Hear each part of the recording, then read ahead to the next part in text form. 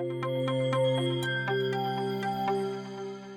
everyone, hope you're all fine. Today we're going to look at a program that determines odd numbers and even numbers in a given range. For today's tutorial, we're going to work with the range from 1 to 10. So we're going to write a program that determines odd numbers and even numbers in the range between 1 and 10, that is 1 and 10 also inclusive. So we are going to write two programs which will be different but implementing the same idea, which is determining odd numbers and even numbers between 1 and 10. So what we need to know is that one of the program would need us to have knowledge on arrays. There are just a few things that we need to understand even before we start writing a program. So as you can see here, we have a program that determines odd numbers and even numbers in a given range. There's one special character of any number divided by 2. Any number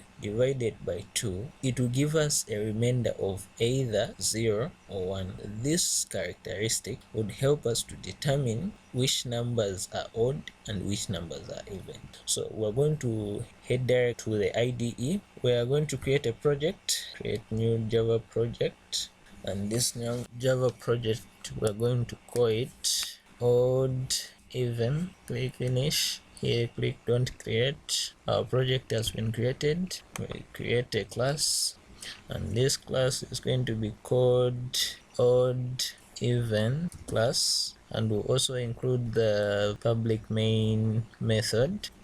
Click finish. Our class has been created. So inside the main method, we're going to start writing our program. So we're going to use a for loop. So we're going to say for int I is equals to 0, I should be less than or equal to 10, I should be equal to 1, and I should be less than or equal to 10. I should be incremented each time the loop loops. So we said to say when a number is divided by 2, if the remainder is 0, meaning that number is even. If the number is divided by 2, the remainder is 1, meaning that number is odd.